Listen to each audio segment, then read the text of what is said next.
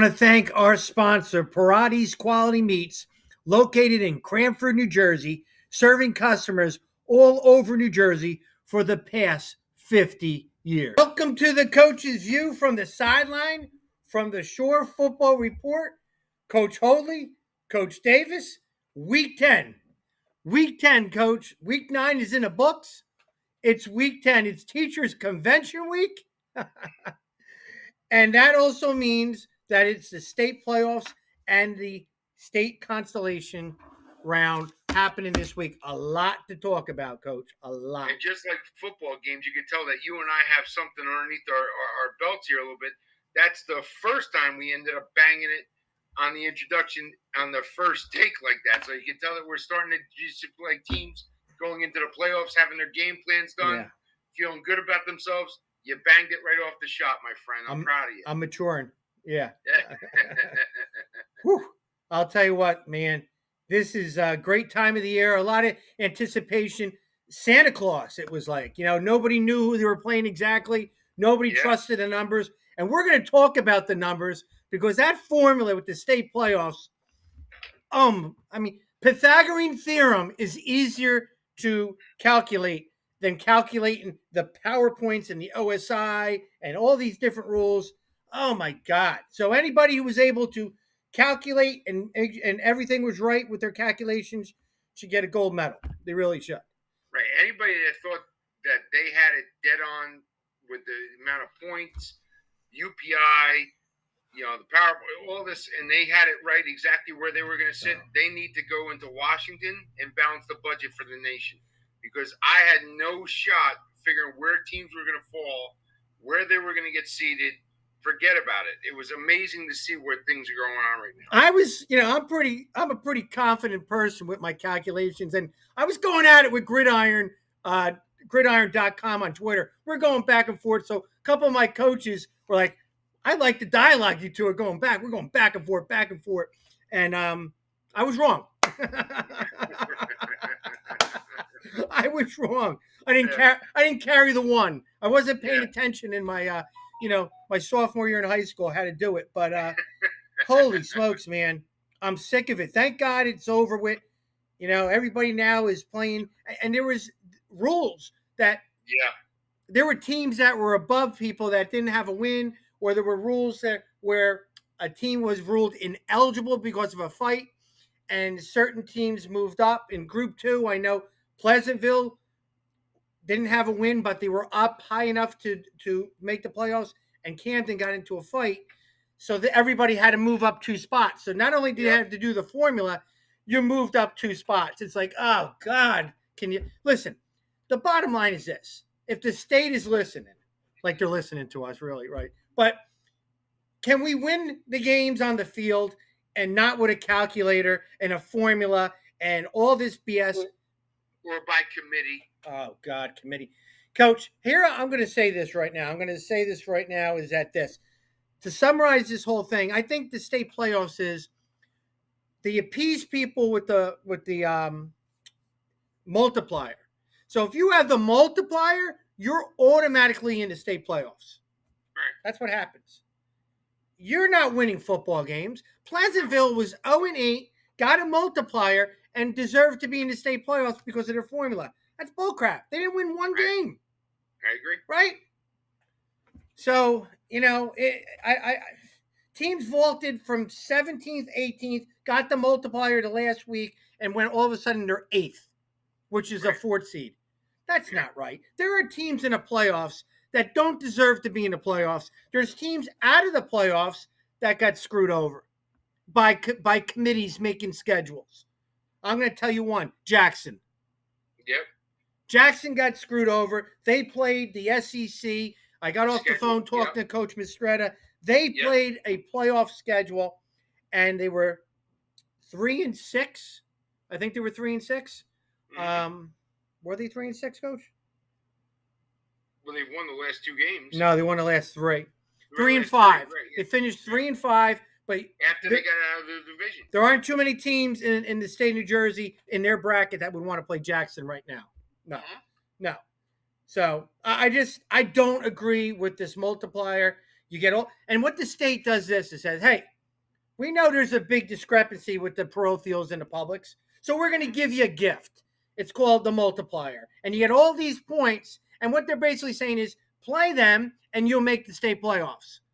And that's bullcrap because there's a lot of schools that don't have the multiplier that maybe would say, hey, we'll take it, but whatever. Right. So you got teams down in the playoffs.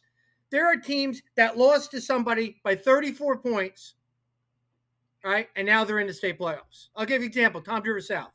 Marlboro beat Tom River South at South 34-0 at half. South is in the playoffs over Marlboro. Marlboro didn't play a parochial. South did. South moves up. Yep. Southern and Tom River North both moved up in the state playoff brackets because they both played Donovan. Both played parochial. Yep. Tom River North got a forfeit win, so they got the highest part of the multiplier. They got 42 points. Southern got 28. They're both up there. Yep. It's. But again, and I it sounds like I'm constantly repeating myself, and maybe I'm a minority coming from a private school parochial type of coach. This could all be eliminated if the parochials play the parochials during the regular season. Yes. The publics play their publics just like we do in the That's state what I'm playoffs. trying to say. You know, and I'm telling you from my side, I agree with you. And then if it turns out that you don't have enough parochials in your so-called conference, let's take the short conference, for example. You have 4 or maybe 5 short conference teams that are parochial or private. Put them in there. If there's an open spot, then you put it out to the rest of the public schools saying, listen, there's an opening spot. If anybody would like to jump into this division and play with us, we'll give you that opportunity. But we're not going to just all of a sudden plant somebody in that division. It'll be by request, because if it doesn't go your way, listen, you asked to be in that division, that's fine. But let the parochials play the parochials. Let them play throughout the state. There's no reason why a parochial B team from down in the West Jersey League can travel. Listen, travel up north and play some of the parochial B teams up north. And that, in a way, work itself out. Coach, I'm going to tell you something. The way the PowerPoints go in the state, the committees, they revise it, they change it. You know why? Because somebody got screwed over. So what happens is the PowerPoints change all the time, every couple years, because somebody didn't agree with it. Somebody said, hey, there's a glitch because, look, I got screwed or my buddy got screwed. So they fix it up. They used to do this. They used to give you the group size times 2. Yep. I don't know if you remember that. I remember. Yep.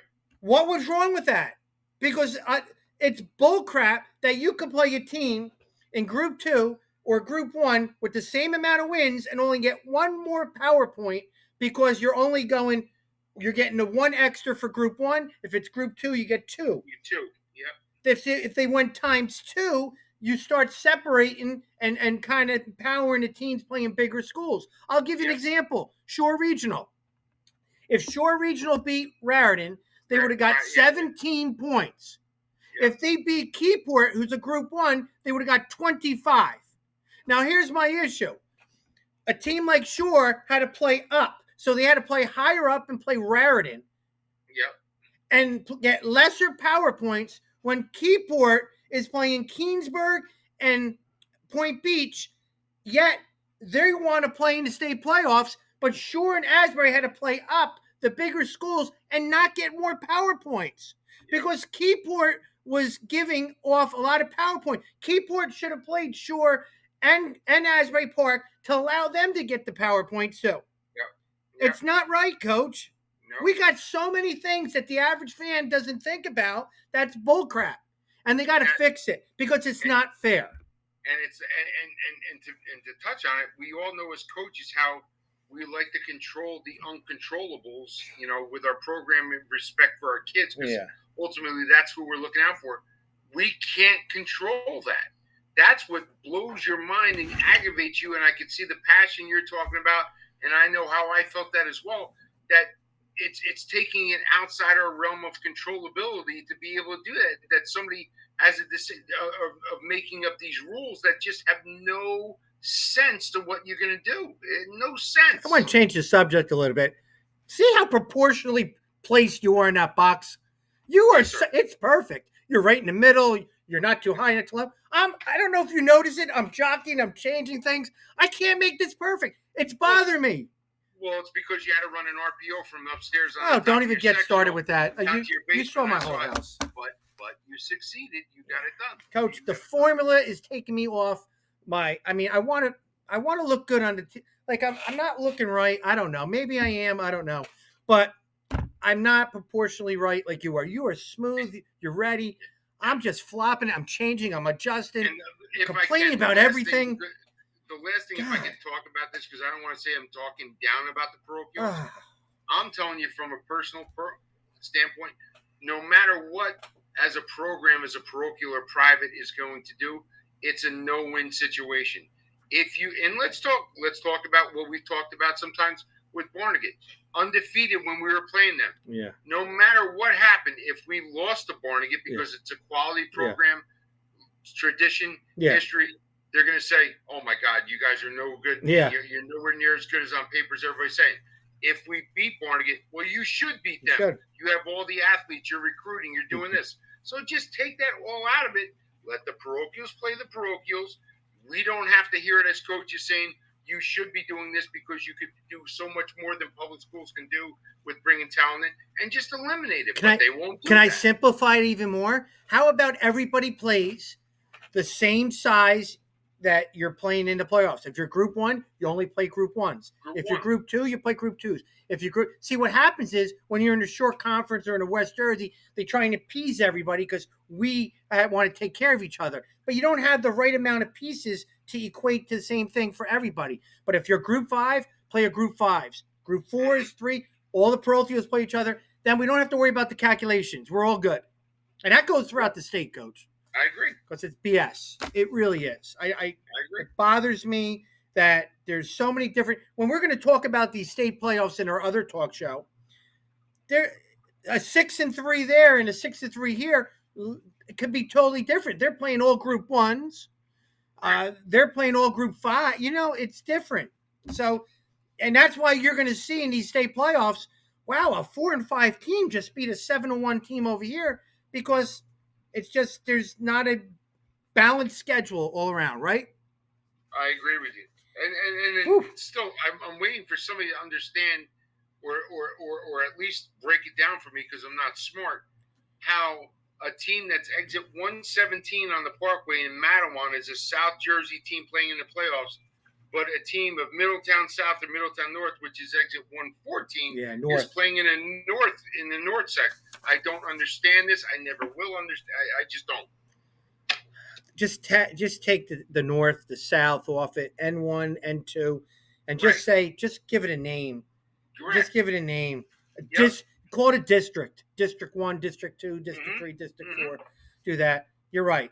I mean, it doesn't matter. You're doing wrestling. You're doing wrestling. It's like you got to explain all the time. How are you in Central? You're South.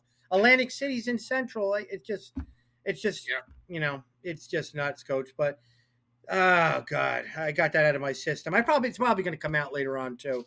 I got a lot of things that were aggravating me all week. But Teachers Convention Week. Here's the thing. Some schools are off all week.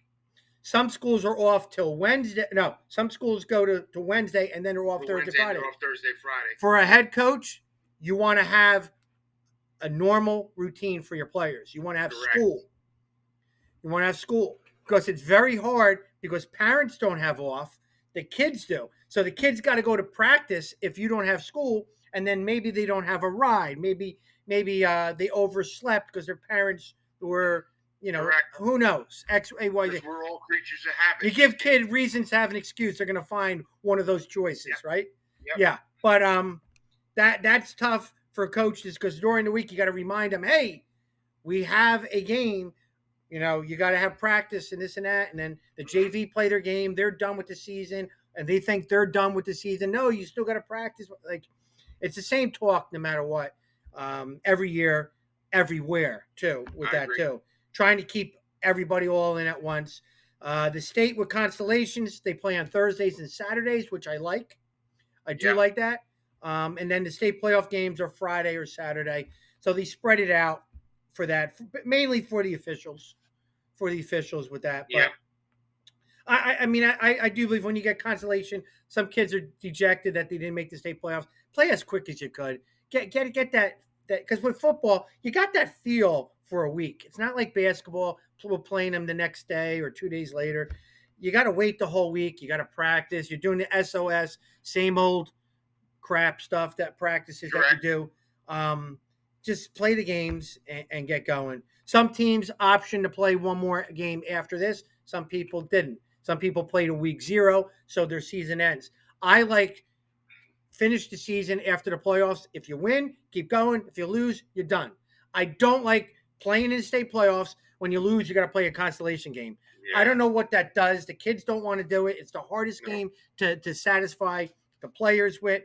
It Yeah. really is. But I do believe every game's important, for a kid. But when you lose in the state playoffs, you should be done with the season. I agree. Right? I agree. Whew. God. Well, let's talk about something positive. Like this. Weekly picks.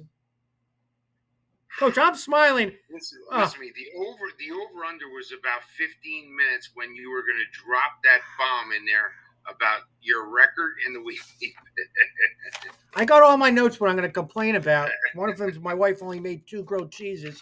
She knows I like 3. But doing weekly picks, 133 and 35. Coach, I could throw $1 out the bus, and then $10 will go out the other way into my hand. That's how I feel when I do my picks. Honestly, it feels good. How's it feel to be a champ? It feels good, Coach. Part of me, after I saw that, because I think I went 13-7 this week. Part of me is like 13-6. 13. Your next loss will be the first pick that you do Right. this week. Right. Part of me is like, is this jerk taking my picks and taking everybody's picks? Say, okay, this is the resounding positive. This is this could possibly. I'm saying because coaches start trying to overanalyze everything. You know what I mean? So. Yeah. Oh, you accusing me of looking at your picks, which are mostly wrong compared to mine, right? No, not at all. I'm just talking to you like a coach would talk, where we try to find every little possible excuse of why this isn't working or what the. Are you calling me Belichick? Am I a cheater? But there were some tough picks. I did some. There were some surprises this week too. I mean, I didn't see coming. Yeah. Well, we will talk about those games, Coach. The weather definitely played into part of it. Yep. It was, yeah, it did. It really did.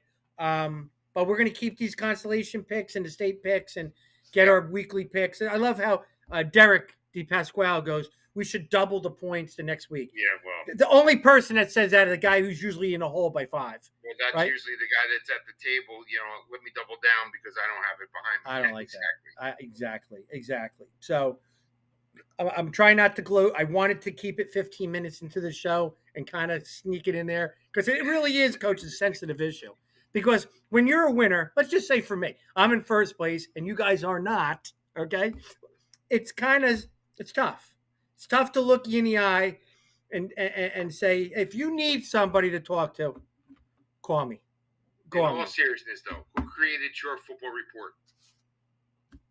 Okay, so if anybody's going to go out there and get the sponsors and get all the promotion, it's only fair that the guy that's winning all the picks is the guy that's doing it. So I'm not going to get pressured, though, by those coaches, and you know who I'm talking about. You guys know who I'm talking to. They all watch our show, and when I don't pick them or you don't pick them, I get message. I got a message from one coach who goes, "You're the only guy who picked us, and we want to say thank you." Hey, and listen, because we've been at the games. How about the glare that you get from the coaches when you're standing off to the side after they score that touchdown, and you get that glare looking back at you like, "I told you so." Yeah. I feel like these coaches are calling the last play to punch it in and pointing right at us. That was for us. Yeah. It's amazing, We are affecting the high school outcomes and kids' perspective in life because our picks. There's going to be a lawsuit, like how we just messed up a kid's life, a coach's career, because we might have picked one school over the other. So let's prepare. Let's get some lawyers. But listen, I'm not going to say who it was, but I actually had a coach tell me, listen, you don't want to stop picking us. We're not going to win. We're not going to win. I'm at the game. I'm watching the game. They win the game, and the same coach. Look at that! I told you. Look how good. Yeah, I get that too. Do me a favor. I'm superstitious. Pick against us. I'm like, are you kidding me? Exactly. You're 28-point favorite. What are you talking about? Right? It's ridiculous, but that's coaches. I do the same thing. It's fun. In all sincerity, it's fun. I will say this. One coach said, "Tell Derek thank you. He was the only guy who picked against us, and we have it on the bulletin board." So, hey, and what did I do? I passed the news because it wasn't me; it was him. And let me just say, Derek was wrong on the game. He was wrong by 36 points. I know the game. You know the game. Yeah. But it's all fun. It's all fun. Yeah. Nah, I mean, I think the kids, the players have been fantastic. They, you know what? They have fun with it. They have fun with it because you're giving your predictions on the games, and the kids are fighting hard. And the bottom line is, nothing's personal, but we're all having fun doing what we do. It really And you know what's really cool, Rob? I'm going to talk just like men that's been around this game so long. We're going into the playoffs. It's week 10. Playoffs? How much have we talked about COVID this year? Oh, a team did, yeah. Not much. I mean, compared to last year, you know what I'm saying? It's felt like a football season. That's the cool thing about it. Being at the game, seeing the bands play, watching the cheerleaders cheer, watching the fans cheer. That's the cool thing. We're somewhat coming over the mountain, so to speak, a little bit. You know what I mean? I know it's out there, but at least it's not like last year where it was only allowed 500 people in the stands. You could only have so much going on. At least it's been a good football atmosphere so far this year. And knock on wood, that we keep going forward with it, And that very sensitive topic, the COVID, I mean, these kids, coaches all over the country that are playing, helping people forget about the tough times that COVID did with families and their jobs. And it's still there reminding everybody, Coach. It really is. And that's terrible times with that. So, okay, so teachers convention, we talk. It's funny. You have teachers convention week, and no teacher goes down there. Never. If the head of the state is listening in education, like I don't even think they go. No. So why are we having it? Why don't they just say? What did you think about that PowerPoint that went on? What do you mean? Which one? Oh yeah. Hopefully they don't listen because I do like the week off. I do.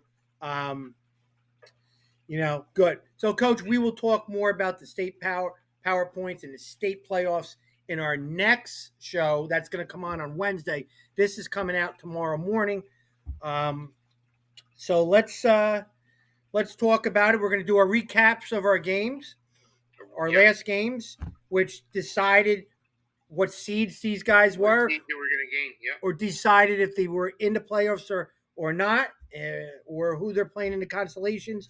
We're going to have a coaches talk. Manalapan Braves head football coach, Coach Dominic Lepore, and he is the 3 seed in the group 5. So we're going to have fun with him, and he loves his program, and he's excited, and he's having a great year. He really, really is. Great guest to have on tonight. Great short conference legend coach. Yep. Right. And right now he's chomping at the bits. I bet you he's just got done with practice. He's taking a shower. He's eating. He's combing his hair. He's all excited because he's coming on the Shore Football Report. Doing a bit of a John Travolta look in the mirror, Is that his whole team's Italians? It's so hard to pronounce all his players. Like they all got 12 letters, like eight vowels in it. It's like, how do you pronounce that name? Like, I always mispronounce his players' names. So, I get nervous talking about the Manalapan players. I really do with that. Then we're going to talk the consolation rounds. We'll talk it through with that. We'll shut it off. And then we get the next one. So you're going to get 2 videos from us. That's nice. Listen, Coach, it's that time of year. You're not just going to get one drop at a short football report. Now you're getting two. Why? Because it's state playoff time. Yeah. I apologize if I came off a little kind of, it's playoff week. I'm getting a little, I'm getting a little antsy. A little jumpy. You know what's great though? When you talk about the state playoffs, you're not playing teams mostly from who you know about. You're playing teams from other areas. So there gets to be a little bit of a pride, a little bit like protecting your conference, your division. You're playing teams maybe in the GMC or down south or a little bit more out west, and it's a little geography thing, protective. It's kind of human nature to do that. I will say this though, and I'm sure you'll piggyback on this. In our 20-something years of coaching, you always kind of doubt yourself a little bit when you start to get into the playoffs. You say, okay, are we prepared enough to do this? Are we prepared enough to do that? And you wonder about your stability of your program when you get into that playoff game. But then when you match up against that out-of-conference team and you roll them, usually like a short conference team does, you understand that the short conference, the parity that we play week in, week out, what goes on, prepares you so much forward to the playoffs. It really does. I mean, I'm always a, pessimist. A lot of coaches call me a pessimist. Well, they could do this better than this. They could do this better than that. But then when you get into the game situation and you get that big stand or that big 3 and out, and you say to yourself, wow, we are prepared because we played what we played during the year. You know what I mean? Coach, you know what I see? I'm the same way. I get nervous as that. It's the first series I feel good. First series. It's the first series where your boys can kind of pad up with them and play football. Because I agree with you. That's what I'm saying. After that first series that you see what's going on, okay, we're going to be okay. Yeah, I agree. And as I do, you might be better as the receivers, but if you could be physical in the trenches, you'll be fine. Yep. Right? Yep. You'll be fine. Yep. I mean, you're not getting a post corner if you can't block it. I agree with you. So, I mean, if your boys in the middle can kind of hold their own, you're going to be okay. And that's all you. Yeah. So, all right, you ready, Coach? We're going to get right into the recap of football games. Let's get going. We got a big night, right? Okay, pal. All right, Coach. Week 9 recap of the games, and I'm going to start out Thursday night. They wanted to beat out the Storm, and it was Manchester at Freehold Township. I got a chance to go there. I loved it. I drove right up the Parkway, got there, and saw a great game, 23-20. Remember this name, Cody Walrap, a junior, a lefty. He had 3 field goals. He's got 7 for the year, Coach. You know what I like about this kicker? He just, something about lefties. I don't know. I can't throw lefty. I can't kick lefty. I can't do nothing lefty. But this kid could. Nice arcing, like a chip shot, like what a golfer just goes off his foot high and deep. What a smooth kicker this kid is. He's going to be making some all-star teams. He's having a great year, that guy. But the thing I liked about Freehold Township with Coach Davies, he's on his 3rd string quarterback. You were correct. Yeah. Ryan Jackson, the senior, got hurt, and then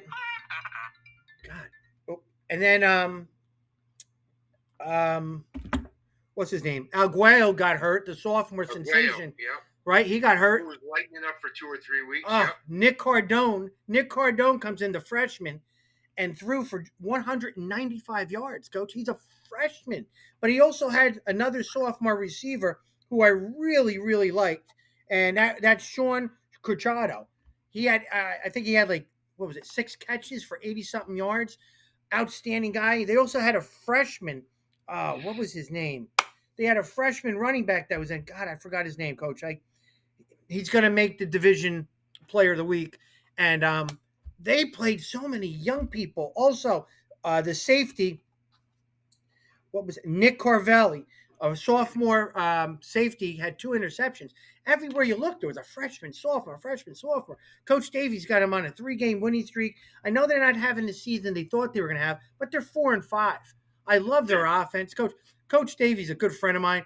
I've always picked his brain. We always talk football and offensively, and we run that same type of style offense. I love watching it because, after a game I watch, say, hey, was that search or was that his bounce? And I love his style. I love his philosophy that he does. And my offense always mirrored a lot of stuff what he did at Howell too, when he was at Howell too. Correct. I love that being good at the pass game and his run game. He ran for over 200 something yards against Manchester. Savon Myers to Damari Brown. Damari Brown's got 53 catches, and he's going to have probably close to 700 yards by the end of the season. Dynamic too, those two are. But this was Freehold's day, by no mistake. I think you said it, especially about Coach Davies. Oh yeah, he's on his third quarterback for the season, who's a freshman. That just really talks volumes about the system that's implanted in Freehold Township. That the kids buy into it, but it's successful as well. I mean, you think about it, a 14 to 15-year-old student athlete that's a freshman in a big time. Listen, they're 4-5 with a bunch of freshmen and sophomores that are playing this game. That's a tribute to really the coaches and the culture that's going on there. Now, I kept talking about the underclassmen. I'm going to say one dude who's a senior. Devin Olson, the outstanding running back, had a great game. Ran for well over 185 yards. Was very active in the screen game. Had one big screen that went real far, but they called it back for a penalty. But he was constantly making some highlight plays on there. It's nice to have a senior, showing those freshmen, sophomores what to do. They really did. Manchester not having the season they wanted to. I know Kingborn Morris had a 20-yard interception for a touchdown. But it was Freehold Township's day. It really was. I got more people calling me when I go on a talk show, Coach, than when I'm just sitting on the couch begging for somebody to call me. It's unbelievable, right? But that was a good game. Let's get into that next game, Coach, because that was probably the game of the year. What night of the week was this played on? Friday night? Yeah. So let me just give you a heads up. Oh, God. Yeah. That win Friday night, I'm telling you, there was a couple times I looked out in my backyard. I was nervous with the wind that was blowing around with my fence, with all different things going around in the backyard. I could not get over the wind swells that were going through that night. When you're in the summer and you're doing your install and you got your philosophy on offense, defense, nobody's thinking about inclement weather. No. Right? Nobody. No. But then you go 10 weeks, 12 weeks, 14 weeks later, and now you're playing in this type of weather, and you kind of you got to adjust. Both teams are high flying and doing all this and that. They had to adjust their game a little bit, actually a lot, because the wind was moving a ball 6 yards to the left or to the right on snaps. Yeah. And we'll talk about that with the punt in a second. With the special teams, But Donovan Catholic came out and took it to Red Bank Catholic, 28-7. And they're going to have claim of the number one team maybe in 2 days. You'll see the voting's going on as we speak. Nunez Bukala, 156 yards, 2 touchdowns. They really spread the ball around. Their offensive line dominated, Coach. Listen, the most impressive thing I saw with this game, watching the game from start to finish, was the fact that Donovan Catholic was able to dominate the offensive and defensive side of the ball. Oh, you were there? They did. I watched it live stream. Yeah. They actually had the live stream, and I watched the game again because I'm outside with my head going like this with the amount of stuff that's going on with the wind, and living in a shore town. But I watched the game, and I could not get over how they were actually to impose their will on both sides of the ball, what went on there. It was almost similar to the way Red Bank Catholic played against Rumson Fairhaven. Right. Controlling both sides of the ball. But, Donovan Catholic did a tribute. They really, really played well. Coach, I'm going to name a couple guys on Donovan on defense that really – Nate Iannello had former linebacker of mine. Had 23 tackles. Coach, good. Dante Veneri had a big game. You had Nico Ippolito and monster at nose tackle. Monster. Defensive end Levi Wilkins did an incredible job on a very good football team, Red Bank Catholic. They really did with that, but they did take it to them. Red Bank Catholic's a good football team. You know that. Absolutely. Yeah. We know that. But this was I think the difference in the game, Coach, and you were touching on it before, is the special teams part. Yeah. There was 2 punts that took place with Red Bank Catholic that I saw. Bad, snap came through, a little high up, went through the hands of the punter Jacobson that we've talked about before. Yeah. Then there was a snap that went down on the ground. Yeah. Went through. Donovan was able to capitalize on these 2 things, and we've talked about it before. When you start getting into 2 teams that are so well parity connected, special teams 1/3 of the game, that's where it could swing the other way, and that's exactly. Do you want to hear a stat? Jacobson, he was the punter for Red Bank Catholic. He had 2 rushes for negative 34 yards because of the snaps. That was that tell you exactly. And that gets included in your run game, so it could be misleading a little bit with that. But the farther you were from the center with the snaps, being in the shot, being in punting formation, it was an adventure. Yeah, the average, and I both know, the average punters could be 10 to 13 yards off the ball for a snap of a punt. Yeah. You take that wind that was swirling around at 40 miles an hour, a lot of things can happen. I wouldn't listen. I mean, Donovan Catholic was the better team, and this I would have loved to seen it in a perfect day. Nice sunny 75 degrees.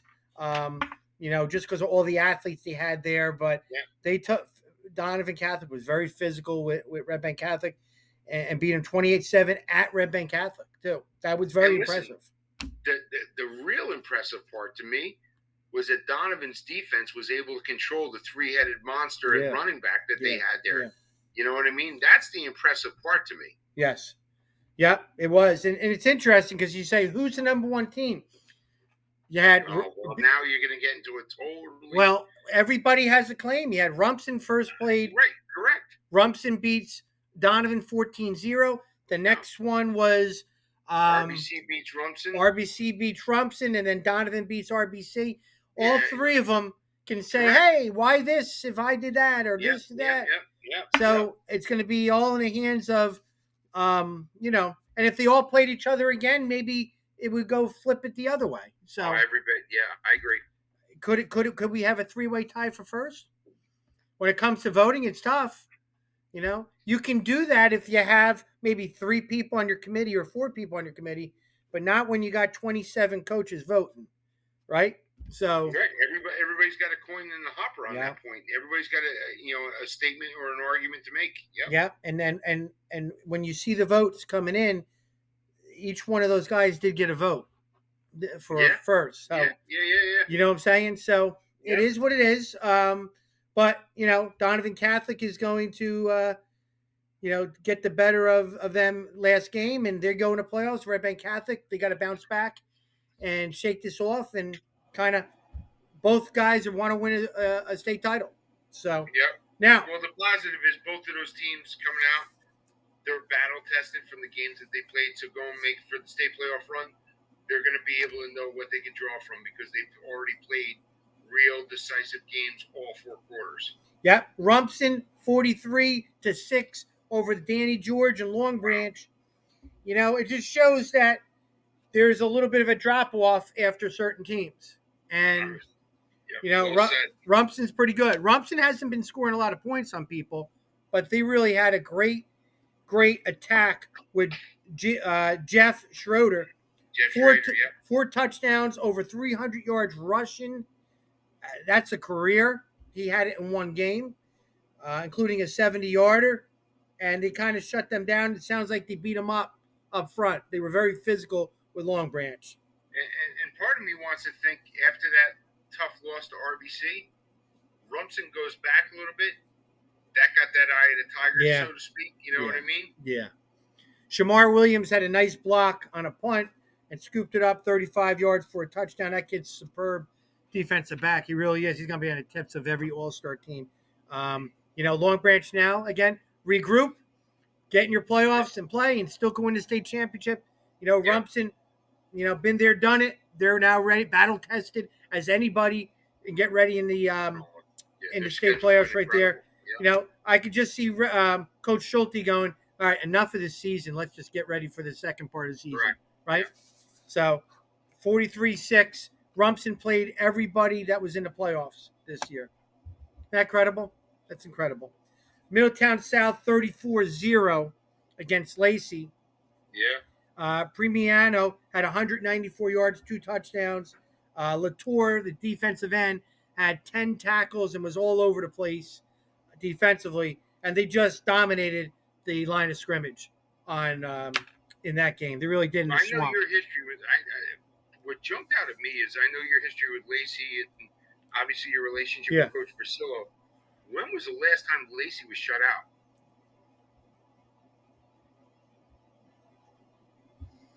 I don't know, but if So, I ask Coach Priscilla, it'll be a 2-hour conversation because that right. really So would bother him. obviously that pause for at least 5 to 10 seconds Yeah. here tells you it's been a while.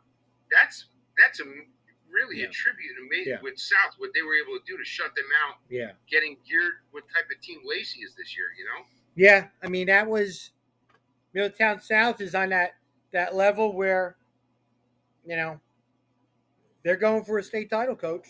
Yeah. Can't wait to talk about them later on. Yeah. Big win for Coach Antonucci. Two legendary coaches going at it.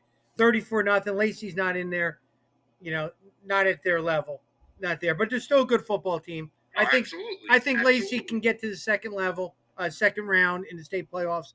But Middletown South, again, physically, to win a state championship, you got to be good up front. Middletown South is good up front. I agree with you. Good. Let's get to Wall. 34-13. And talking about teams that are getting better, Charlie Sasso's healthy. Riley's coming back. Their outstanding linebacker. They're back. Wall. They beat up on St. John Vianney by 21 points. Matt Dolliv looks really good. 170-something yards.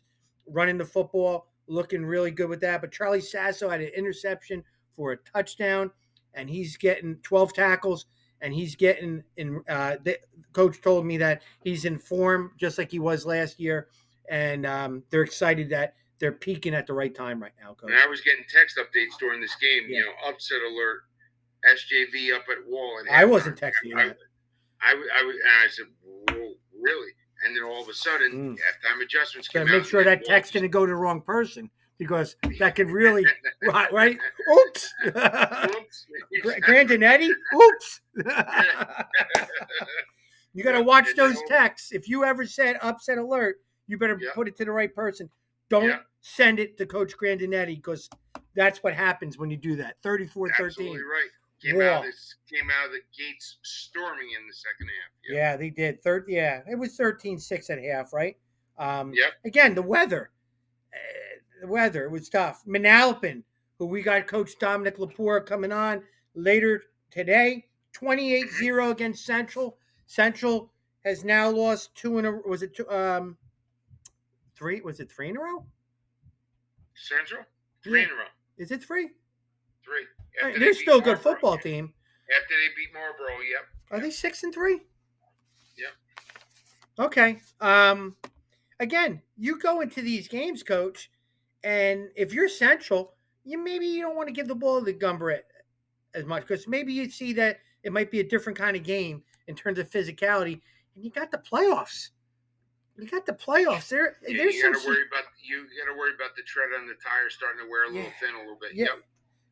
I mean, this comes to a point where you got to start preparing for the playoffs, and if you're playing a playoff game right now against a Group 5 school, and you maybe can't win this game, you might want to try something else and all that to save the hits and all that. So, I mean, Manalapan's a physical team, a good defensive, well-coached team right there, and they jumped out on top right away. And, Alex Dill had a 25-yard interception return, a 40-yard touchdown reception. Elijah Marquez had a big day at running back, scoring a couple touchdowns, and they're peaking. And I can't wait to hear Coach Dom talk, and we'll talk more about him later on. So let's get to the next game right there. But Manalapan is playing some good football, and they're playoff battle tested. Would you agree? I agree. Yeah, I do like that quarterback, Mike Heckel. I do. Yeah. I really do. And of course, we say it all the time. Manalapan is kicker you, and we're going to talk to Coach about that. I don't know what he does, but when you have a good kicking game, When awesome. you can make that opposing offense start on the 20-yard line every single drive. Yeah. It's tough. Tough. Yeah. You have parents screaming out, like you can tell what kid they're a parent of.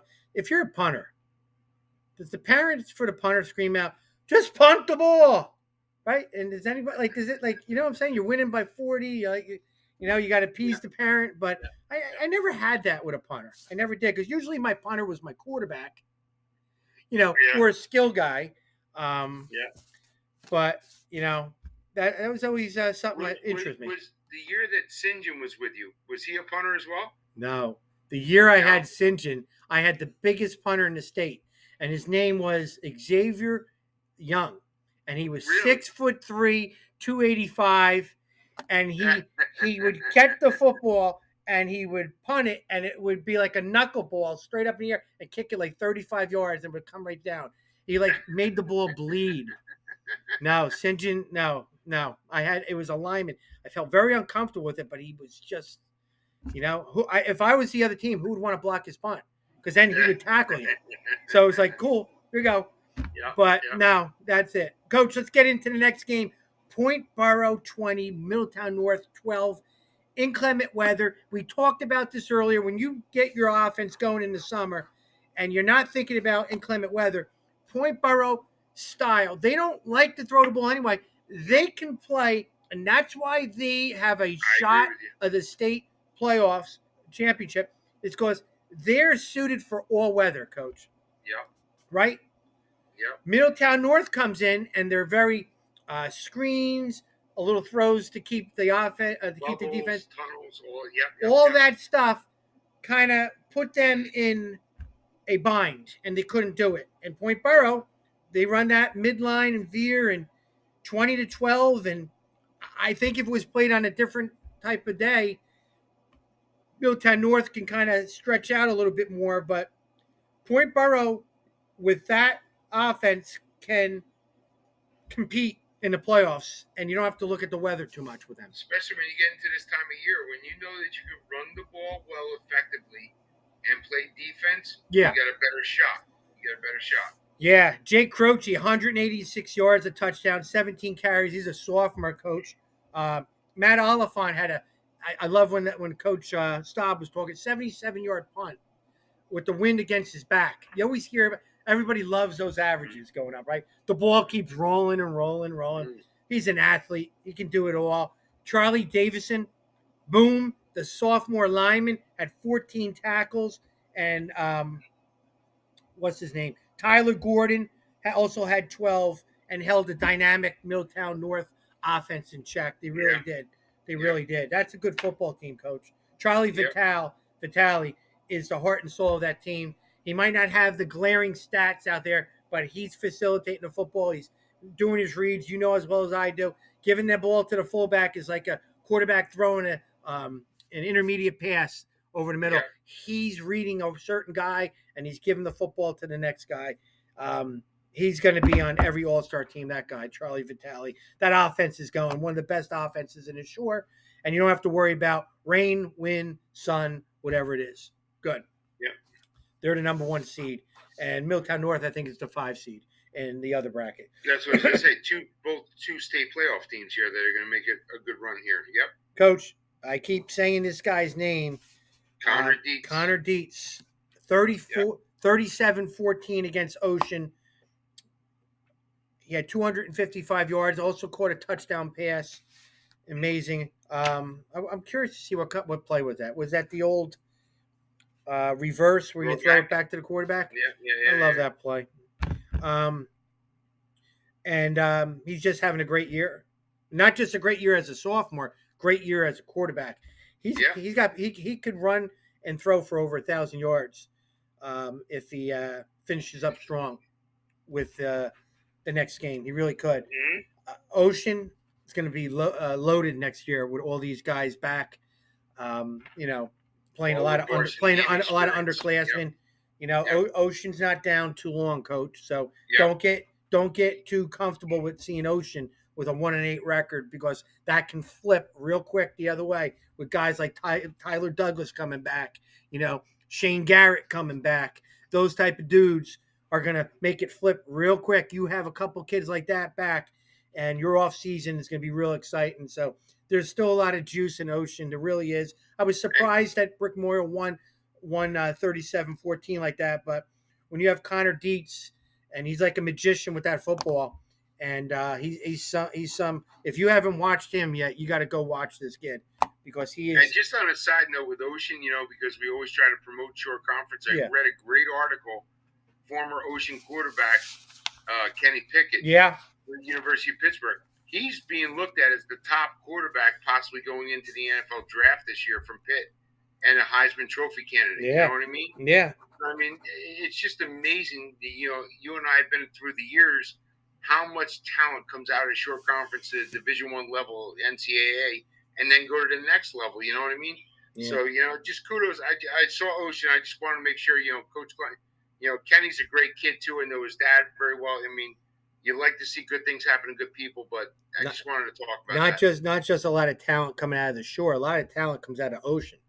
A lot of talent. Yeah. Coach Klein's developed a lot of good quarterbacks on his, in under his tenure. He really has.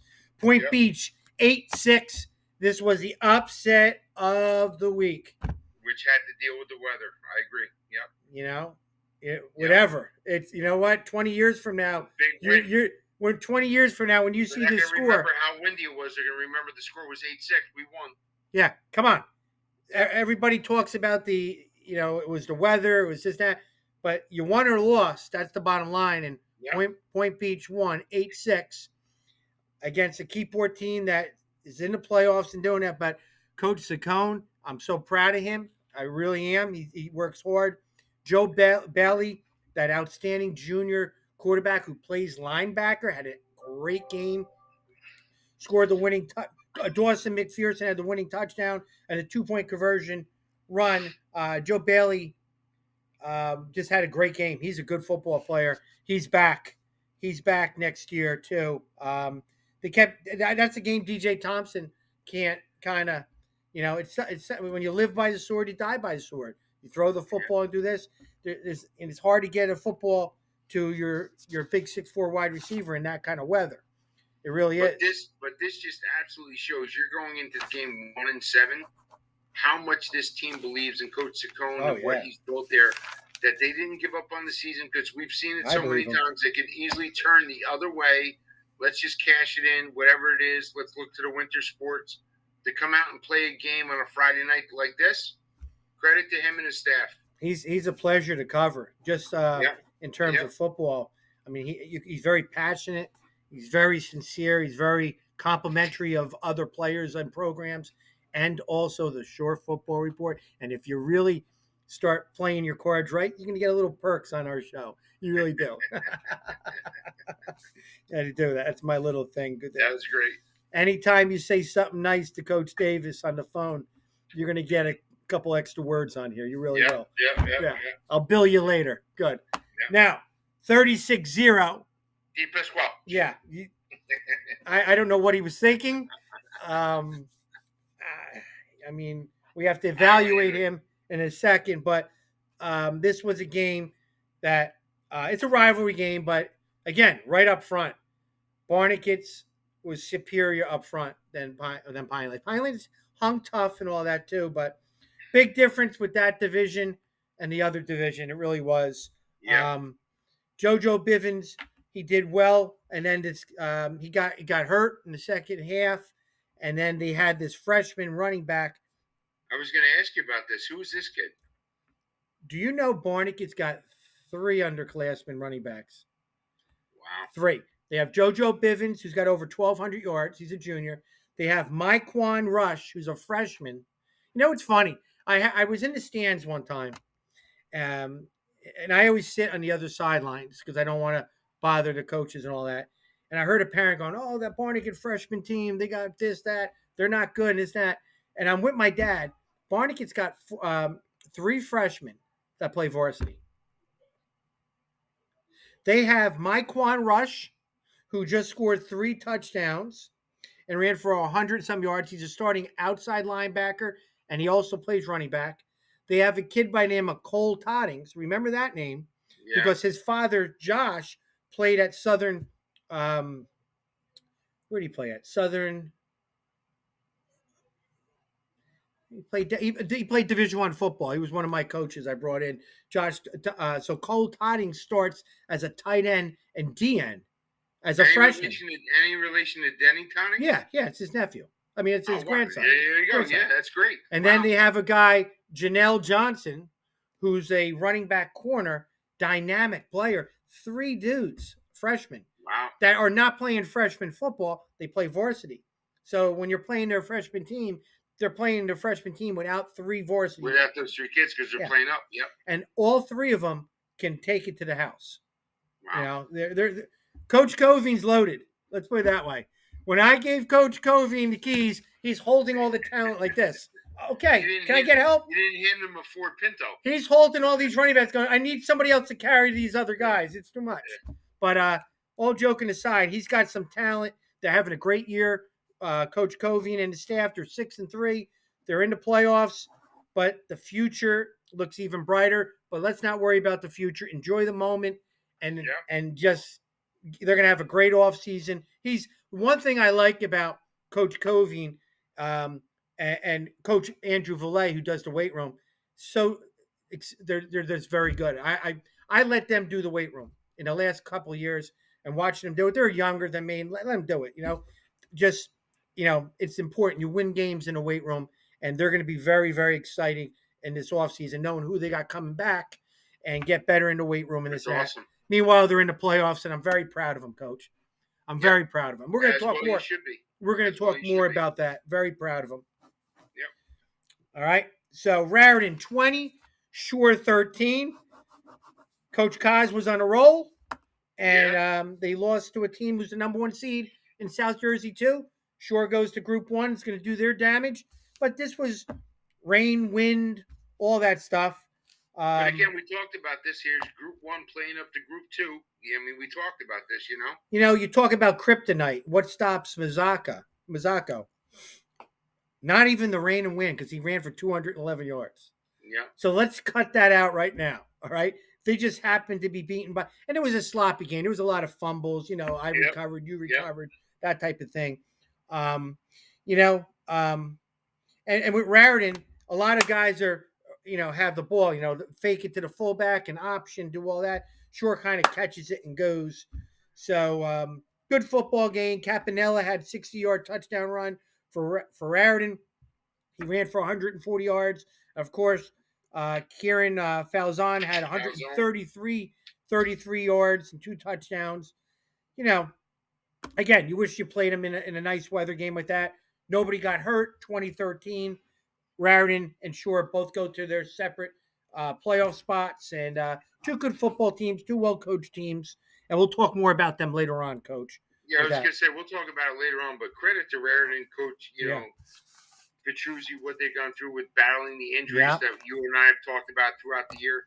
But to go 4-4 now and actually claim the number 1 seed in the playoffs, I mean, it's amazing. But we'll get into that later. Yeah, we will get into that later. Yep.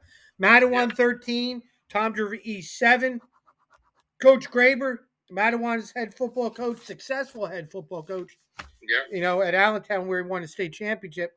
Yeah. They're very young, Coach. And they're very just young. Very young. They're just very, very young. David Anua had 139 yards and a touchdown. He's having a great year, both sides of the football. But he's got a lot of youth. Dennis Bunaga, the quarterback, over 1,000 yards passing, a senior. Those 2 guys were holding the fort down. Mattawan's 3 wins, playing a lot of freshmen. They may be playing more freshmen than anybody in the Shore. I know that doesn't make Coach feel good and all that, but eventually you're gonna realize, when you're building a program, those things are gonna add up later on. You're gonna be able to cash in. Yes, they will. Yep. You're really gonna cash in. Put the chip in the bank every year. Yep. As long as Coach Graber's on the sidelines, Mattawan's going to be a threat. He's a great friend of mine and very well respected coach throughout the state. They'll get it going. Coach Tom River South, I don't get them. I don't understand them. Tom River South is probably the biggest conundrum this year of which team each week plays. I really don't know how to pick them each week. If you were allowed to bet on games, a lot of people are losing money with South. If you were in a knockout pool, that's the team that you never want to see against you or pick. Jesus, why do I always say gambling? It's so crazy, but I'm just saying, in fun. Yeah, I'm just saying. Because I took it against the chin this week because I took Cincinnati against the chin. Well, oh my god. Oh, they win every 6 years. The Jets, right? That happened to be the anyway, backup quarterback throws for 400 Tom yards. Rivers South though won a game to get into the playoffs. Give Coach Sig credit. 12-9 against a Red Bank team that if they won would have qualified for the playoffs. Yeah, this was a big game. Devin Bond had 139 yards. One of them was 78-yard touchdown run, and the Indians won. Again, Yeah. winner went to the playoffs. The other one just missed out. Big game for South, and you never can count them out. I don't get them, but they're in the playoffs, and when you think they're down, they win, and when you think they're gonna do all right, they don't. And they did enough to get into the playoffs, and give them credit. They gave them credit. I think on the opposite side as well as you and I both know Coach Fallon at Red Bank as well. Yeah. I think this is a really good, sometimes you win and then sometimes you learn mentality. He's going to be able to take that young team that he's built over at Red Bank Regional this year. Yep. They were that close on the cusp of making it into the playoffs. That'll get them to buy in for next year throughout the offseason in the weight room. Yeah. Going in next year. Yeah, they got a good quarterback, Olsen. They really do. Yep. They got a good quarterback coach. They really do. And they got some young talent, in skilled positions in the line. And I know he really likes his team. So they're going to be okay. Red Bank Regional is a good feel-good story this year. Yep. Yeah, they're going to be okay. I wouldn't feel bad about Coach Fallon and Red Bank because they're going to make people pay in the future. They really are. Yep. North won 17-0 against Southern. I was at the game. And Coach Osowitz has got these guys winning 3 in a row. Another young team.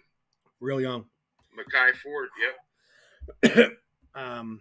They got this receiver Council. I love a wide receiver. Ooh, he's a sophomore. Ooh. But they got linemen. They're all back next year, and to me, it's gravy. And you hate to talk about next year because they got 3 seniors on the team too. But boy, that's got to be fun. That's got to be fun. They're in the playoffs and beat a playoff team in Southern Regional, well-coached football team, and North handled them. They really did. Played good football. It was a good football game. It really was. I think it was closer than the score was, but Tom River North has some athletes, and Micaiah Ford, the longer the ball's in his hand, the scarier they are, man. Ooh, when he's doing that read. Sophomore, correct? Yeah. When he's doing that read, and he's a bowling ball. He just is. He's a tough kid, hard to bring down, a lot of fight to him, a lot of pop to him on defense. He plays like a senior. He really does.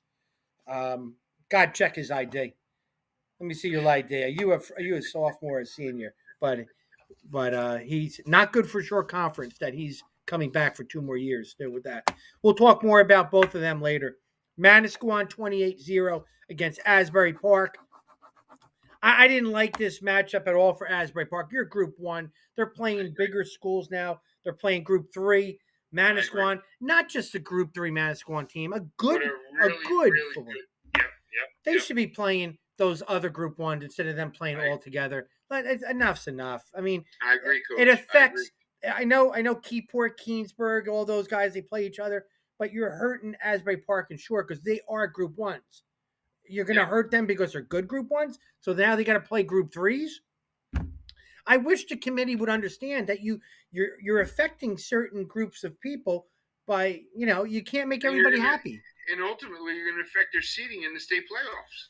Yeah, but they're limping into the playoffs. I agree, and they might get beat. Right, they might get physically beat up going into the playoffs. Asbury Park played. Asbury Park played Raritan, and now Manasquan. They're limping in the playoffs. Yeah. Let's talk about Manasquan. A couple guys I like. Well, not just a couple, but we'll always talk about a couple. The quarterback Brett Patton. He threw 2 touchdown passes and ran for another. He's just having a great year. I know Patrick Woodford had a screen pass for a touchdown, and I think he had 2 touchdowns in the game. I think he had 2, Coach. But I know he scored a touchdown with there. Jameer Howard scoring on a touchdown run in the second quarter, and also Patton threw a touchdown pass to O'Donnell. I liked it. I liked the Woodford guy, and I liked the Howard guy. They're 2, multi-purpose type of players. They just got a lot of pieces. Mm-hmm. Am I allowed to just say that and kind of, they got a lot of pieces. Manasquan's playing good football. Offensively, they're attacking you differently. They're not Correct. just rolling back and running power and With zone. Coach And Sella, yep. a lot of RPOs and different names are coming out for running for scoring touchdowns. They're an exciting football team, and they got a lot to look forward to in And the they're playoffs. playing defense because they played against, no matter if it's Group 1, Group 2, Group 4, or parochial, Asbury can score points. They got athletes on the field. They're good. To hold them to 0, that's a pretty good job. They're good. Good. You know what, though? I love playing. Oh, this game was at Asbury Park, I think. Was it at Asbury or was it at Manasquan? I don't remember. Because there's nothing better than playing at Manasquan because of their popcorn. You said. I love it. I love it. But there's one thing. If they played on Saturday when it was raining, was the popcorn going to be still being issued? And if they did, was it soggy?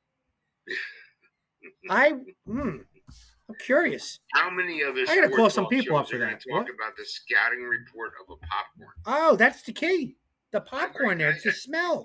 It always affected my play calling at Manasquan. It really did. Jackson 19, Marlboro 13. Marlboro's out of the playoffs. Jackson spoiled everybody's playoffs. They spoiled Brick's playoffs the week before. They spoiled Marlboro's playoffs this week. Jackson, played a playoff schedule. They didn't. They just had 3 wins this year. Finished strong, 3 wins, winning streak.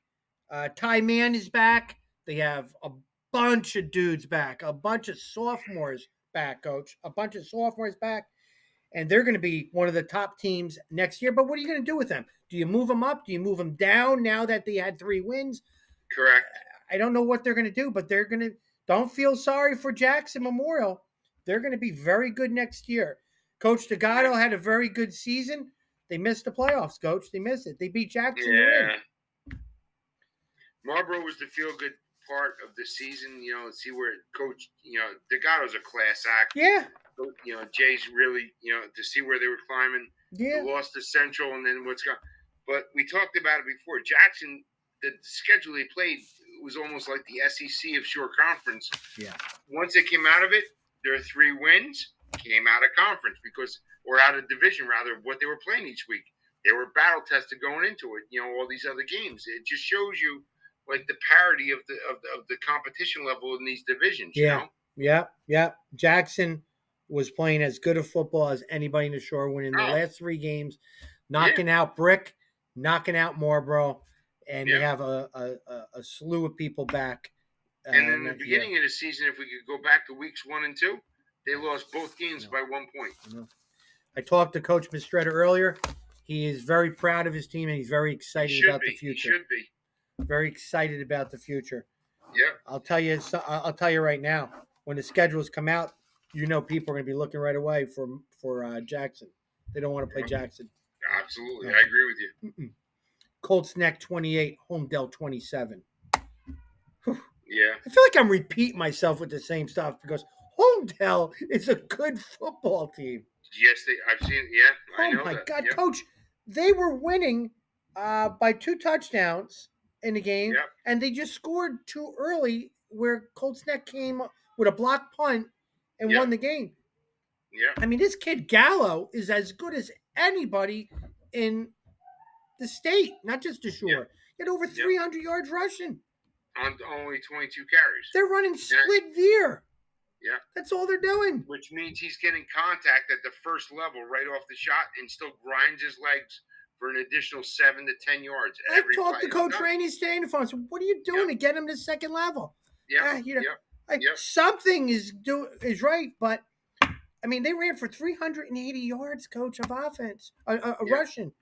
And still lose the game. They were getting big plays, and Colts Neck was hitting them in chunks. Yeah. Colts Neck doesn't change, Coach. They run power, and power behind that mammoth line. And the kid Scully has really, really excelled on offense, which I thought he was just going to play linebacker this year. Chris Scully had, I think, 160 yards of rushing, and he's really carried the load offensively. John Ruffolo had a 60-yard fumble return for a touchdown, and John Manos blocked the punt. Mm-hmm. Which, you know what? That's huge because stuff like that goes unknown from some people, but we're going to mention it. John Manos blocked punt, won the game for him. Yeah. Won the game for him. That kid's a tough kid. Plays running back, linebacker. Tough kid, man. It's good. Colts next just helped them elevate to a higher seed in the playoffs. And guess who's back? Tommy Fallon. Tommy Fallon's back. If there's a positive, they've played football games without their leader, and their leader is back. So Colts next feeling pretty good going into the playoffs. 5-3, battle tested. Again, I'll take a 5-3 team out of the American against anybody in the state. I just will. Yeah. Liberty 14-6 against Lakewood. Coach Sharples gets the win. Second win of the season. Zach Corrado had an 80-yard fumble return touchdown, an 85-yard touchdown run, and an interception on defense. So he did it all to help them lead and beat the Piners. Joe Celianto had 2 interceptions, and so did Malinowski. He had 1. So that was a big win for the Jackson Liberty, beating a Lakewood team and getting redemption from last year. Freehold 17-14. Freehold Borough 17 against Howell 14. And Howell's played everybody tough and just losing the games at the end, Coach. Yeah. I mean, when they look at their season when you start, reviewing things and trying to fix things, it's you got to get your teams to competitive. Once you're competing, then you got to win. You either get them to compete and you lose, or you win. They're losing it. Close games. Yeah, you got to finish 40. They got to finish it. They got to finish it.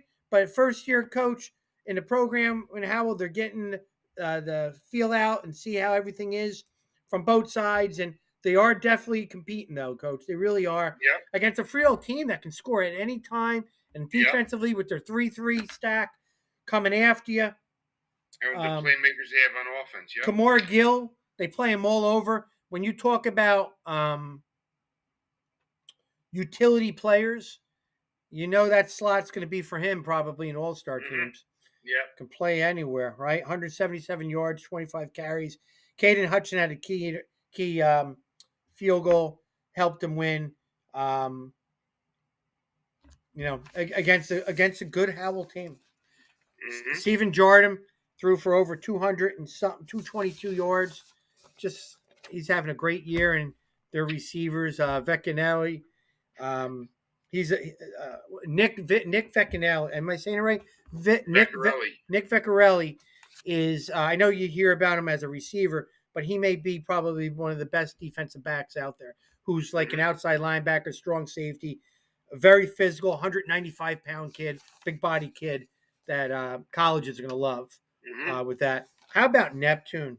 Neptune 34-18 against Monmouth, and they're finishing strong. They really are. Coach Duffy. Devon Kraft, the sophomore running back, had 267 yards, 3 touchdowns, and they're playing some good football. Rashawn Banks, 75 yards rushing. Devon Pearson threw a touchdown pass.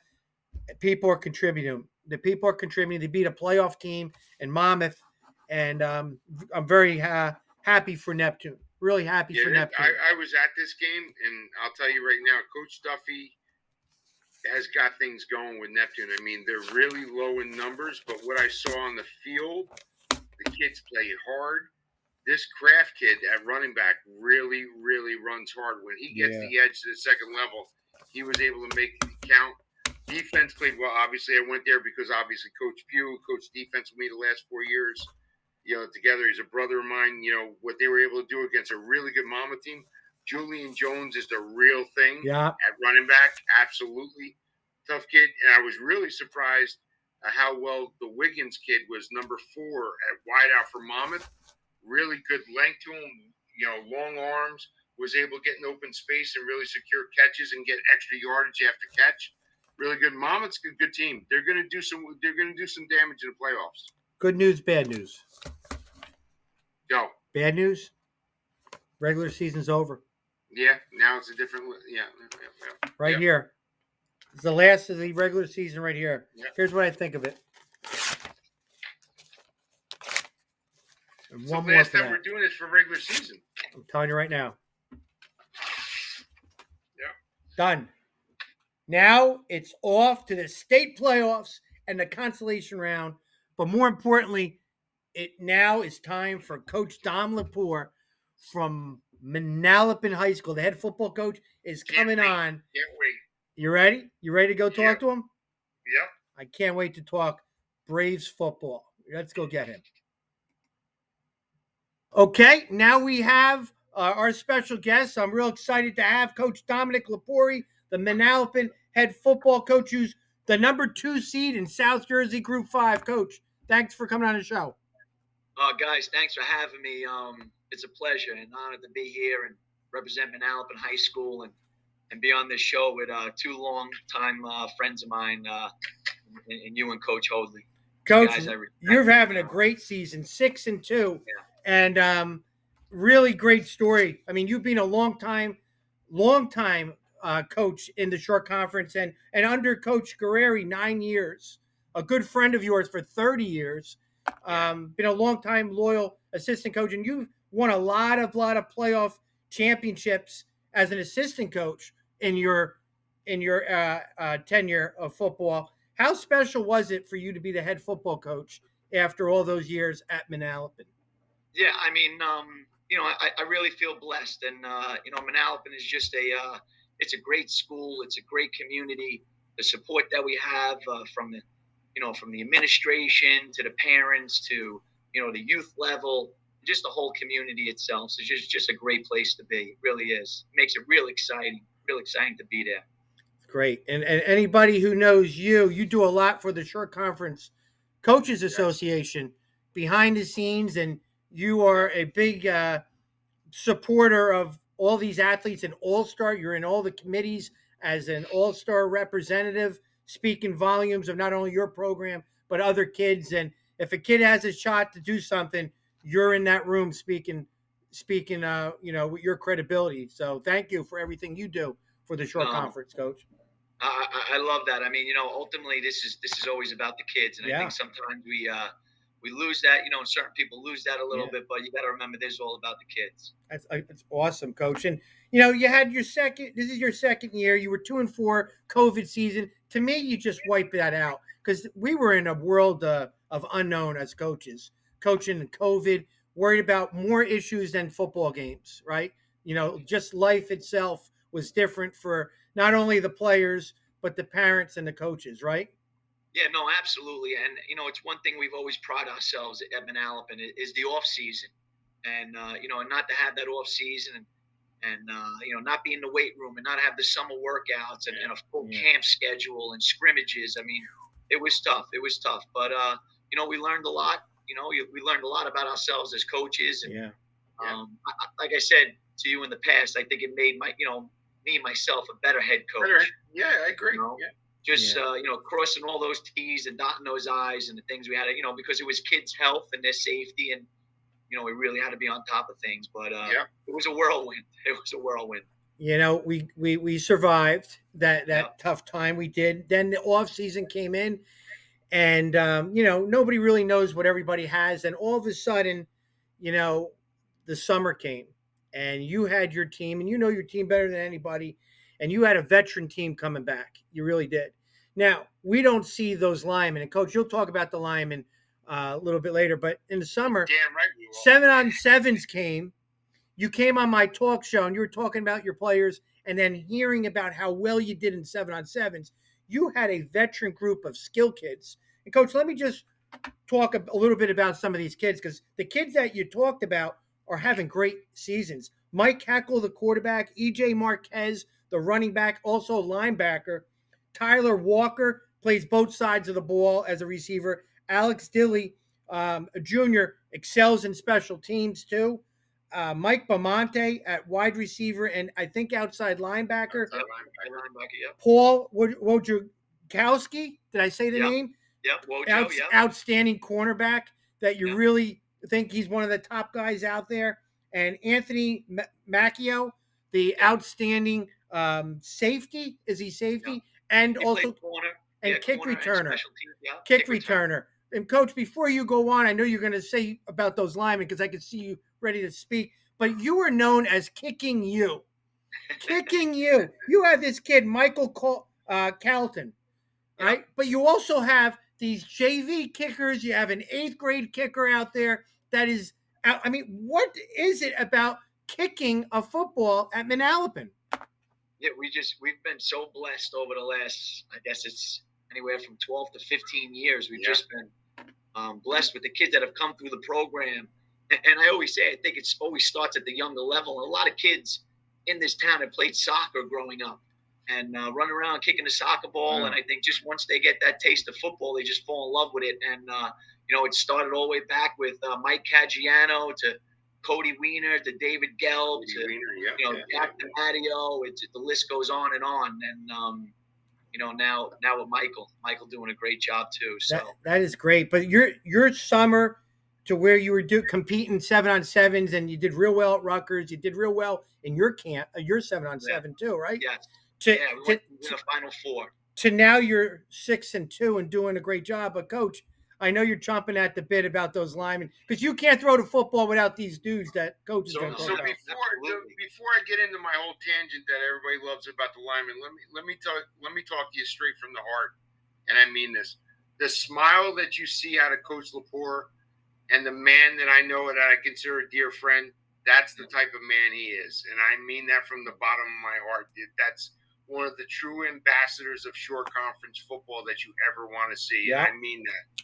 That being said, I coached against Coach over the years, but last year in particular, I knew deep down in my heart what Coach had coming back this year, seeing the way they progressed playing against the team I had last year with all the kids that Coach Davis just mentioned on the offensive side of the ball, what he was going to bring back. They were going to be battle tested in the COVID year, being 2-4, but going against the division or the so-called schedule that he was for, and they played up to it, and they were competitive in those games. That was all going to carry forward this year. That's why I said from the beginning, Manalapan's would be great.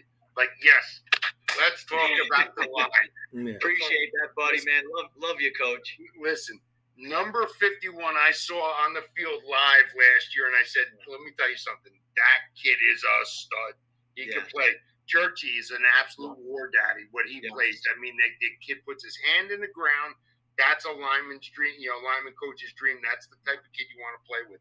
But again, he was loaded last year with a bunch of juniors and sophomores with, the sophomore Boyle that was last year, now's a junior. Santo, who, listen, I feel so bad for this kid. I mean, how he got hurt that kid, watching him against my team last year and what he was able to do throughout the year, this year coming forward, before he got hurt, was an absolute positive leader on the line, what he could bring to it. He needs to be credited for accolades that goes on postseason because of an unfortunate injury that took place with him. Yeah. And then, of course, talking about Church, but you're just going to talk about, Radzinski, with, Chut, what goes on, what Manalapan is able to do. There's no secret what Dom and the team is going to do. They're going to put their hand on the ground. They're going to run their RPO game, but they're going to run the football. They're going to play tough defense with the package that he's been running for years, and it all starts up front on both sides of the ball. Yeah, no, absolutely, and that's been our motto and our MO forever. Before me, started with Eddie, and we're going to run the ball and we're going to stop the run. And we talk to the kids about that before every single game, every practice. And it's funny. I heard something a couple of years ago from Tony Grandinetti at Wall, and it really stuck with me. And he said something about inside run. Inside run has to be the best period of the day. And I'll tell you what, you come to my practice during the week and we get the inside run, you hear my kids screaming. Inside run's got to be 9 on 7, baby. It's all about 9 on 7. Yep. 9 on 7. And, it's just a buy-in. It's what we do at Manalapan, and that has to be the best period of the day, inside run, because it all, like you said, Coach, it all starts there. You can run the ball. Especially when you get into this time of year. When it gets to this time of year, you better be able to run the football, and you better be able to stop the run. Coach, it's you just said something that I was sitting in the office today with Eddie Guerrero, with Coach Guerreri, and we were saying, he goes, Dom, you know how it goes. As the season gets on and you get into the postseason, it gets a little harder to run the ball. You know what I'm saying? So I mean, you got to be on top of your game Mhm. because you're running into better defenses Yep. and just the postseason. So no, that's been our thing: run the ball and stop the run. Starts in Yep. the trenches. Coach, Yep. you mentioned Coach Guerreri, who's well respected from everybody here and outside in the shore.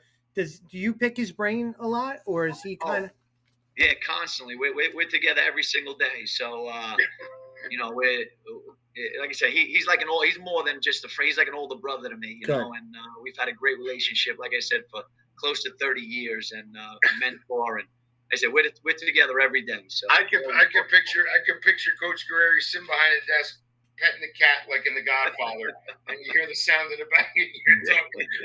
We're gonna make. What do you think I should do with this? Oh, it's funny. We have a great time. We That's sit in awesome, the man. office, That's awesome. and the boards are all done up, and he's looking at the board, and he's making sure we're lined up correctly, and things That's like great. that. So Now, Coach, going into the season to where you are right now, you're 6-2. You were the Yep. number 6 ranked football team last week in the coaches poll. Did you see yourself being in this position where you are, being a 2 seed and all that stuff? Yeah, I mean, there was a point during the season, the beginning to the middle of the season, we were the number one seed in our section, and but I mean, yeah, I mean, like you guys said, we knew we had coming back. We knew we could make a run at this thing, and again, we've been in this position for a long time. Our kids, I'll be totally honest with you, we don't talk about state championships, winning state championships. It's a standard that we've set. We just talk, and again, it's coach talk, like everybody says. You want to be 1-0 on Friday night. My kids repeat all that stuff, but Yeah, it's a standard we've set. So That's a great answer. yeah. that's great. Well, you might not be saying it, but I think there's a lot of people out there that believe that you were going to be this good where you are, and you got to be happy. You got a veteran team. You just finished such a brutal schedule. You really did. And now that leads us to I can't believe I'm saying this, South Jersey Group 5. Yeah, Well, yeah. It's just the way that they work. the The number playoffs. 2 seed. Now, talking about that bracket a little bit, do you know a lot about the teams? Have you been able to scout them? Well, I mean, there's a bunch of GMC schools in there also. Schools that we're usually pretty familiar with. The Hillsborough and North Brunswick. We're playing Edison in the first round, so Yeah. we see a lot of these teams, from the past. So we're pretty familiar. And obviously, Tom's River North is in there, Southern is in there. As you get a little more South Jersey into Williamstown and Washington Township, we've never played those guys, but a majority of those teams we've either played or we're familiar with. Good. Well, whatever. It's exciting time. It's They don't exciting. know you either. No, exactly. That's one way to look at it with that. You feel more comfortable playing teams outside the shore, though, right? When you want to do that in playoffs.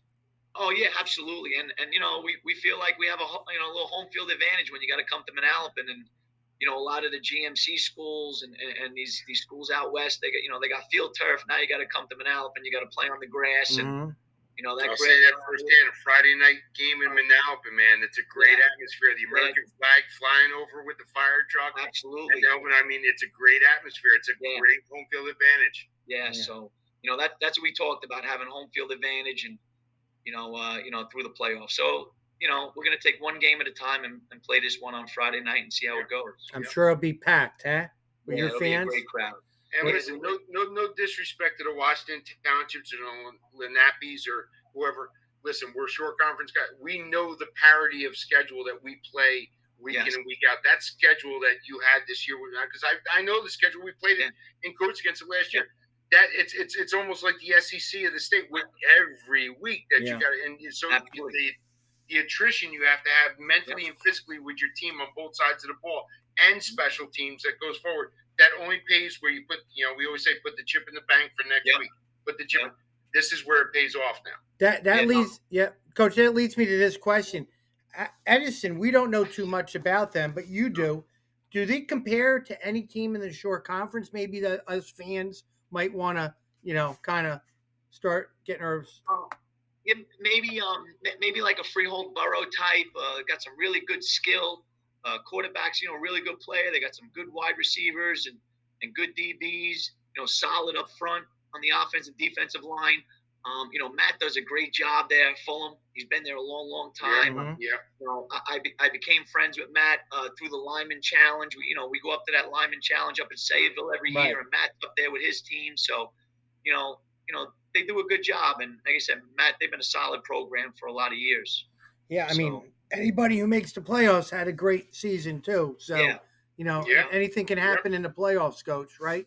no, So, absolutely, absolutely. is there anything you going into this season with all your years of experience as a coach, assistant, and head coach that you might do different that you didn't do in the past?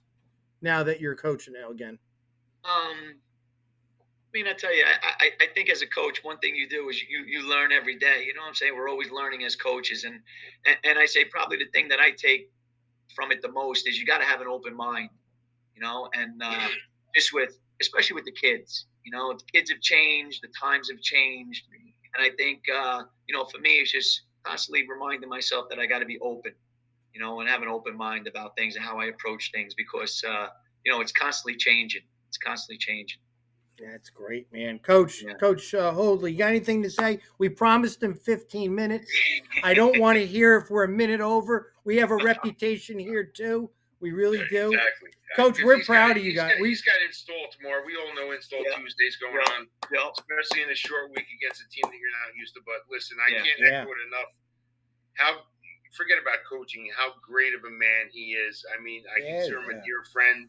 He is what he is. What you see in front is what you're going to get. You know what I mean? I wish him the best of luck. I truly mean that from the bottom of my heart. I mean, I knew what that team was going to be like this year. I'm happy to see it to come to fruition. What's going to go on with them with great things ahead. And again, I just wish him the best of luck. He's truly, genuinely one of the good guys at Shore Conference. Coach Dom is a leader on and off the field, man. You know that. I appreciate he is. That. Appreciate that. Coach, the whole Shore Conference. The whole Shore Conference will be rooting for you this Friday night. Really will. Oh, thank you. Thank you. And hopefully we can get you on the show in the next couple weeks too. That means that you went pretty far. All right. So and enjoy the States, Coach. I mean, obviously, that's something I learned this year. Obviously, not coaching varsity. I'm standing on the sidelines watching the game. Yeah. We all didn't have state playoffs last year. Now we're back into it. You kind of learn to say, you know what? Let me appreciate the moment a little bit more. 100%. Because at any given time, it can be taken away from us like that. You know what I mean? No doubt. Absolutely. Yeah. Don't take it for granted.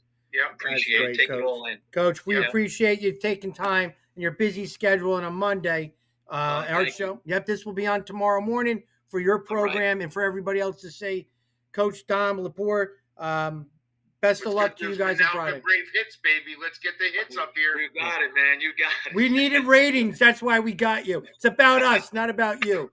That's it, man. I love it. I'm going to make them an offer they can't refuse. All right, Coach, go get him on Friday night. All right, I'll see you guys. Thanks, guys.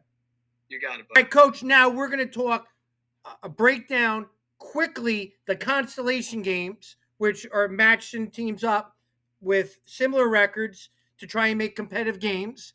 So let's basically the NJSIA take crossover games and match them up per schedule. We will have our game picks on these. These games will be played Thursday.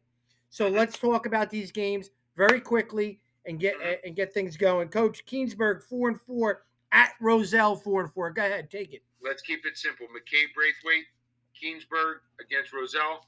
I'll take Keensburg. Roselle lost a tough game last week to Boundbrook that knocked them out of the playoffs. So I don't know what their mindset's going to be playing a Keensburg team that has been very good the last 2 years with Coach John Bird. I think John Bird's going to have these guys rolling to get that 500, to get it over 500. Spotswood 1-7 at Point Beach, who just won last week 2-7. Yep. Big game for Coach Saccone to get some momentum into next year. They're a very young football team. They're playing a Group 2 school in Spotswood.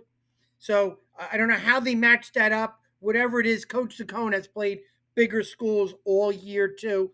I think Point Beach is going to look good with Joe Bealey running the show, Dawson McPherson, and Lomback against Spotswood.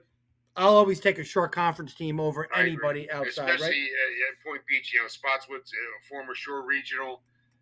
play, coach over at Spotswood. Is That's it? going to run the wing tee. Yep, yeah, he's a former guy Oh, wow. who played under Kaz over there. So Point Beach knows him well. But Okay. again, I'll take a short conference team over that every day. That's interesting. Lakewood 1-7 at Metuchen 3-6. Metuchen's a Group 2 school. Lakewood has one win with a forfeit win. Haven't won anything on the field, but they've been playing people tough. They played Barnegat 20-20 at half. Yeah. And then lost 48-20. They just couldn't keep it. Great point. Yep. I mean, LJ Clark wants that win for those seniors that last game, and this could be one of those games, Coach, against a Metuchen team I don't know too much about, but I do know what LJ's about and his players, and they're fighting. If they can do it for 4 quarters, look for Lakewood to get the W on that game. Carteret 3-7 at Matawan 3-6. Coach Graber coming off a big week last week. Yeah, they won a big game right there. 4-6 sounds so much better than 3-7. He's got those 2 seniors, Anua and the quarterback. I can't pronounce his name right. The senior from Matawan have some senior leadership can lead them into a traditional power Carteret team having a little bit of a down year. But I like Matawan. I do like Matawan at home against a Carteret team that is not used to having a losing record, Coach. Robbinsville 5-3 at Ocean 1-8. Robbinsville played New Egypt last week and lost, so now they're out of the playoffs. And again, they had Coach Patterson, who is a good friend of mine at Robbinsville. It's done an exceptional job at Robbinsville, but they just missed the playoffs against an Ocean team that we know is better than their record, 1-8. That's played a brutal schedule, right? I hope Robbinsville understands that they're playing a team that is not reflective of their record of 1-8. Absolutely not. But we're not going to give them a pre-warning about that.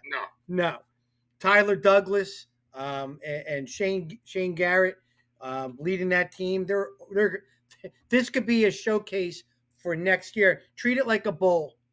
You got a lot of athletes coming back next year. Showcase yourself. Get excited. Get the win. Get into the offseason and start sniffing out some wins the next year. Yeah. Coach Klein with that. Playing a good Robbinsville team. That's a tough matchup for Ocean, the state. You're supposed to match up guys with comparable record. Who knows? But we'll see about that. Seneca 2-6 at Pinelands 4-4. Big game for Pinelands to get over the 500 for the first time in years. With that home game here, Seneca, Coach Fisher, who I know very well, good friend of mine, with that, has always been a traditional state playoff team. This year they fell back a little bit. They play a tough schedule, Seneca. out west is a tough schedule. Pinelands played in a smaller division with a 4-4 record. Kind of fell 36-0, losing to Barnegat last week. It's going to be a tough game with Seneca, Coach. Seneca, to me, is a tough traditional football program. With that, I would have to say Seneca is a little better than 2-6. I think so. Okay. A lot of tough games with that. 1-8 Allentown at Manchester, who's 2-7.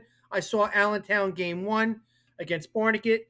They lost by 7 points to Barnegat game 1. Manchester also lost to Barnegat by 7 points. Very comparable scores. Could be a very, very close game at Manchester. Manchester has athletes, though. Savon Myers, Amari Brown, Kingborn Morris, Chris Pesos, the lineman. I think I've seen both teams in action. I think Manchester's the better team, and I think Manchester might pull up a victory in that game against an Allentown football team who's been down for the first time in years because that was coached by Coach Graber years ago. Coach Graber, 2-7 Jackson Liberty at Steiner, 2-6. Jackson Liberty coming off a win. Can they finish the season in a 2-game winning streak against a Steiner team in the GMC at 2-6 on the road? We'll see. Coach has been playing tough defense, hasn't been very offensive explosive all year. I don't expect anything to change this game, but as long as you play tough defense, who knows, Coach? Who knows, right? Yeah. Brick Memorial 3-5 at Red Bank 3-6. Intriguing matchup. Our first short conference team in the Consolation. You know why I like this? Because one of my friends is going to get their fourth win. Coach Fallon or Coach Curry are going to get their fourth win, but somebody there deserves to get that fourth win. Yeah. All right. They've had seasons that both young teams to promote till next year. Yeah. They had seasons that they wanted to be more on the winning end than the losing end. They both have some toys. Olsen, the quarterback at Red Bank, and Dietz at Brick Memorial. So that will be fun. And both teams deserve to get that fourth win. I wish we could split it and say you both get it, but that would be a fun game to watch. Hopefully it's dry out. You'll see a lot of footballs being thrown on both sides of the field with that. Cherry Hill 3-6, Cherry Hill West 3-6, at Tom Driver East 1-8. East has not had a win since Tom Driver South game, and Tom Driver South is in the playoffs. Coach, I don't understand it. You know, so Coach Sandberg's got to just keep reminding kids that if you play at that level any week, you can win. You beat a playoff team. So, the game is home. I'd like to see Coach Sandberg get that second win and get those guys going in the right direction in the offseason. Medina, Scanlon are leading that team, and hopefully they can get that second win against the team out west in Cherry Hill. Mm-hmm. Franklin 1-8 at Freehold Township 4-5.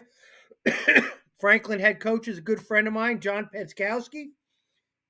Not having a season. I know Patch very well. Do you? Yeah. Yeah, well, of course. That's right. He's 1-8 playing Freehold Township, so he's familiar with the Shore Conference because he was the head coach at Keyport. He's been coaching at Neptune. Yeah. He's been coaching all over the place. Also coached at Shore with Coach Wayner. I think it was Wayner. Yep. Against Freehold Township, Corey Davies has got a 3-game winning streak. A bunch of young puppies playing real well. Exciting football. Love to see Freehold Township finish with that 4-game winning streak. And they're tough to prepare for because what they do offensively in the past game, and which they ran for over 200 yards in the run game. I like Freehold Township chances against a Franklin team that's kind of stumbling a little bit. And the last one is Hunterdon Central 1-8 at Howell 2-6. Howell's better than their record. Howell is better than their record, Coach. So I agree with you. Coach Hill has done a very good job with getting those guys being competitive. Just got to get them to the next level to get them to win.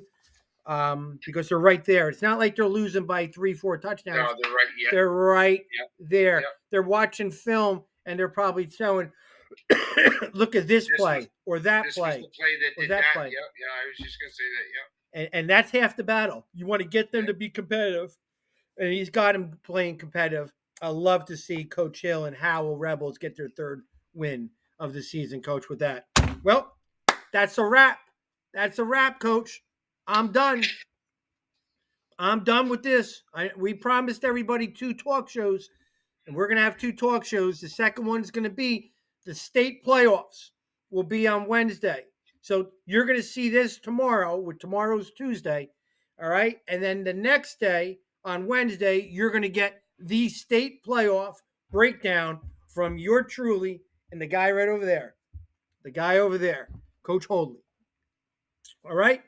So we're going to end this right now. Wishing everybody, the Constellations, the best of luck. Make sure you guys finish strong.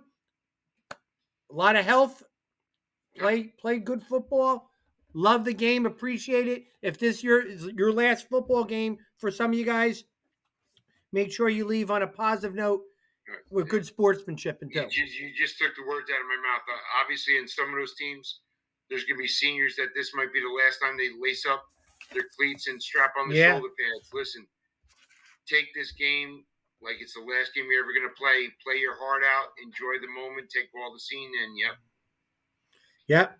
And then you get to be our age and you remember all those games for the rest of your life. Boy, you just don't let it go. So true. My buddies still call me up. Hey, remember that Jackson game and the South game? We don't forget it. But yet we forget about getting milk and eggs at the store when our wives call and tell us that. So that's weird. Or you forget your anniversary like I did last week, and that was a totally different story. Thank God for Facebook. It always reminds me. Holy smokes, it's good. So, all right, Coach Davis, Coach Hoadley signing off. Wishing you guys the very best. We'll see you next week. All right. And don't forget, tomorrow, though, look for the state playoff talk show that we're going to run through quickly through all the brackets. All right. I'll talk to you guys later.